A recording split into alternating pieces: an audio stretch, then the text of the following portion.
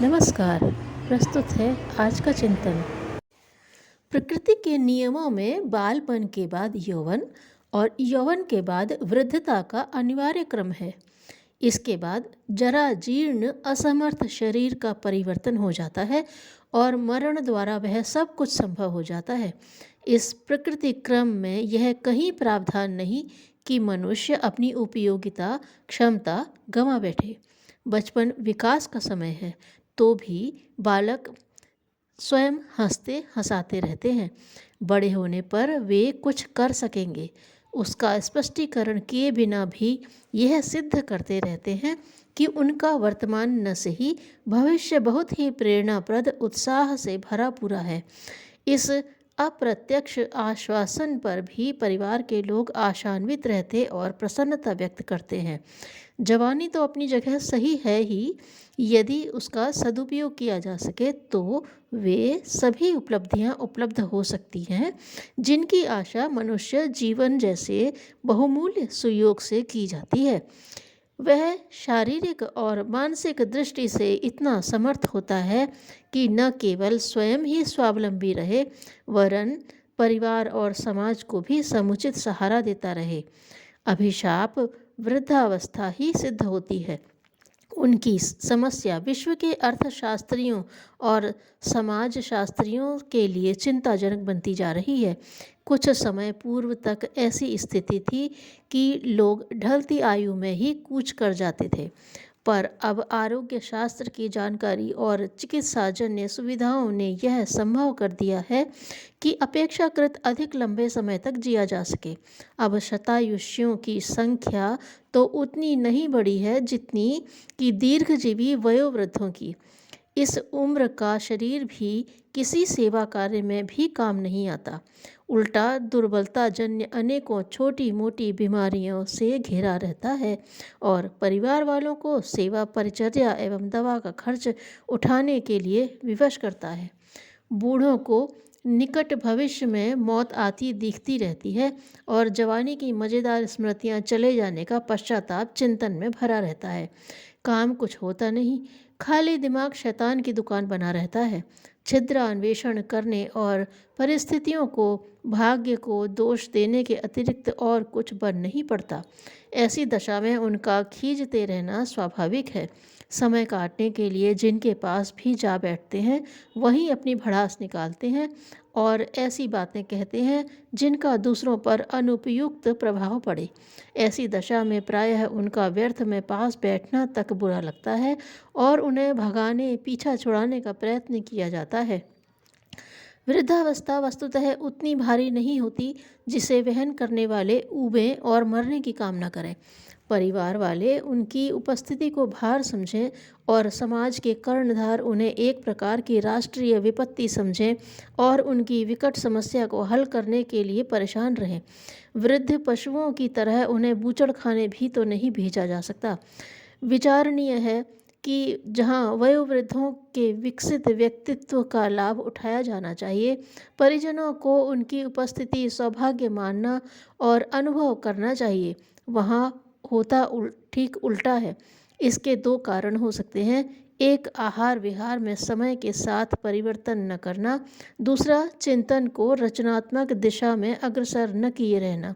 पेट की भूख कम हो जाती है क्योंकि जवानी जैसी पुष्टाई नहीं रहती। हजम करने की क्षमता घट जाती है। इसलिए भोजन में सुधार यह करना चाहिए कि उसे हल्के स्तर का ही रखें और मात्रा घटाकर इतनी कम कर दें जो आसानी से हजम होती रहे। कड़े परिश्रम न बन पड़े तो दूर तक टहलने जाना, बिस्तर पर पड़े पड़े अंग संचालन की विधियां नियमित रूप से करते रहना भी आवश्यक है। इससे अंगों में जकड़न बढ़ने न पाएगी।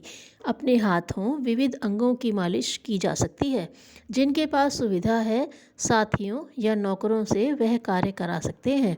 दो बूढ़े मिलकर भी इस प्रकार एक दूसरे की मालिश करते रहने का उपयोगी व्यायाम करते रह सकते हैं।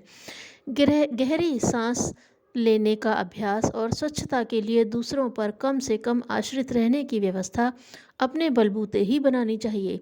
कपड़े धोने, सुखाने, झाड़ू लगाने, उपयोग के पात्र स्वयं साफ करने जैसे कार्यों में समय भी कटता है और दूसरों का एहसान भी कुछ तो घटता ही है। ताकत की दवाएं खोजने और जवानी वापस लाने के लिए हकीम डॉक्टरों के पीछे लगना और पैसा बहाना व्यर्थ है। बहुविज्ञापित टॉनिकों में से एक भी ऐसा नहीं है जो घोषित महत्वों को सही सिद्ध कर सके। विटामिनों की भरमार पेशाब के रास्ते निकल जाती है और गुर्दों पर अनावश्यक भार डालती है। बुढ़ापे में सबसे कष्टदायक बात है परिस्थिति के अनुरूप चिंतन में आवश्यक परिवर्तन न करना और दिनचर्या की अस्त व्यस्तता पर ध्यान न देना।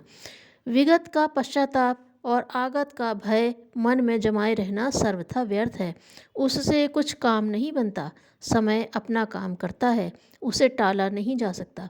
न जवानी लौट सकती है और न मरण से पीछा छूट सकता है। ऐसी दशा में उन्हें चिंतन पर हावी क्यों रहने दिया जाए। इसके स्थान पर यह कहीं अच्छा है कि अपने सत्कर्मों और दूसरों द्वारा किए गए उपकारों का स्मरण करते हुए चित्त को प्रमुदित एवं पुलकित रखा जाए। घर परिवार के संबंध में भी उनकी अच्छाइयाँ देखी और सराही जाएं। जो परामर्श देना हो उसे हुक्म के रूप में नहीं, अनुरोध के रूप में नम्र शब्दों में कहा जाए तो वह कहीं अधिक कारगर होगा और अविज्ञ किए जाने जैसे कटु अनुभव भी न होगा। सबसे बुरी बात है खाली समय बैठे रहना। इसमें अपनी और दूसरों की हानि ही हानि है। घर के कार्यों में हाथ बटाना, बाजार से शाक सब्जी जैसी हल्की फुल्की वस्तुएं खरीद कर लाना, बच्चों को खिलाना, उनमें से जो बड़े हो गए हों उन्हें पढ़ाना तथा कहानियाँ सुनाना जैसा कार्य तो सहज ही चलता रहता है।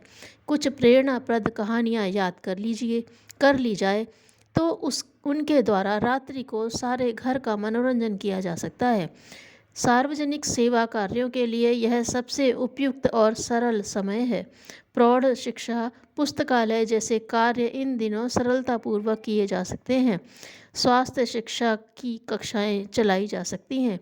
पौरोहित्य की जानकारी प्राप्त करके घरों में बच्चों के संस्कार परिवार विचार गोष्ठी के रूप में संपन्न किए जा सकते हैं। ये सभी कार्य वयोवृद्ध व्यक्ति भी बिना किसी कठिनाई के कार्यान्वित कर सकते हैं। मन की स्थिति वानप्रस्थों जैसी बना लेनी चाहिए और घर को एक निर्वाह व्यवस्था मात्र समझकर उस पर शासन करने की आकांक्षा को तिलांजलि दे देनी चाहिए और मरण को भय का नहीं वरन उपयुक्त परिवर्तन का सुयोग मानकर उसकी प्रतीक्षा और ऐसी तैयारी करते रहना चाहिए कि अगला जन्म वर्तमान की अपेक्षा अधिक उज्जवल व समुन्नत हो। ऐसी गतिविधियां अपनाने पर किसी को बुढ़ापा भार न लगेगा और उसे भार रूप मानकर किसी को चिंतित न होना पड़ेगा। स्वभाव और आदतों का नाम ही व्यक्तित्व है। मानवीय जीवन में आधी गलतियां तो केवल मात्र इसलिए हो जाती हैं कि जहां हमें विचार से काम लेना चाहिए वहां हम भावना से काम करते हैं और जहां भावना की आवश्यकता रहती है वहां विचारों को अपनाते हैं। किसी ने लोकमान से पूछा, आपने शिष्टता कहाँ से सीखी? अशिष्टों से? लोकमान ने उत्तर दिया, कारण कि अशिष्ट व्यवहार करने वालों की बुरी बातों से मैं दूर रहने लगा। वह इस तरह एक के बाद एक बुराई मुझसे दूर होती गई। धन्यवाद।